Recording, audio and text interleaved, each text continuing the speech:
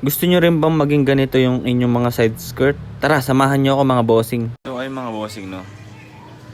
So for this video mga bossing, tara samahan nyo ako mag-repaint ng side skirt ng motor natin. Ayan. Itong side skirt mga bossing, no? Ayan yung side skirt. Pipinturahan natin yan mga boss ng kulay puti.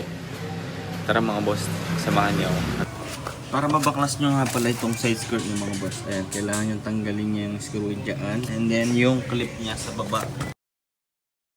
So ayan mga boss, ito na yung sa right side, no, nahugo na natin. Yung kabila naman yung tanggalin natin. At ayun mga bossing, natanggal na natin. At ito yung mga gagamitin natin sa pagre-repaint ng ating side skirt. Yung paint, boss nilang yung ginamit natin mga bossing. Solid naman yan. At gagamit lang tayo ng leha. Gagamitin natin is 1,000 and then yung 100 para kumapit yung paint. So ito yung mga paint na gagamitin natin. Primer gray, white, at saka white pearl mga boss. And then yung clear coat ng samurai, no. And then prepare na natin itong mga side skirt natin. Lihain natin ito mga bossing, no. And then pagkatapos patuyuin mga bossing, i-apply na natin itong primer gray.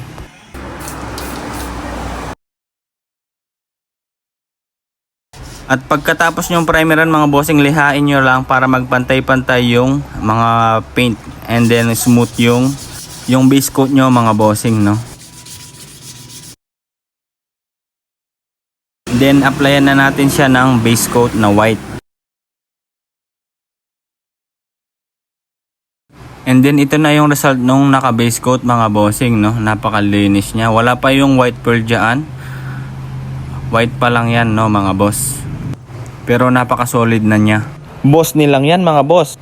Napakamura ng ginastos ko dyan mga boss.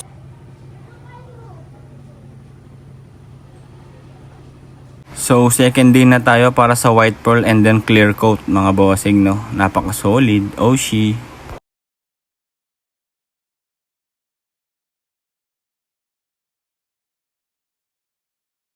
At ngayon bugahan na natin siya ng white pearl mga boss. At ngayon mga boss, itong clear coat naman, no.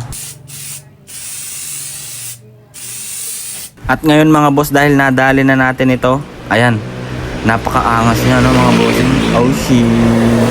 At ngayon mga bossing, ibalik na natin. Salpak na natin sa motor natin para makita natin yung tindig ng motor natin kung napakaangas ba.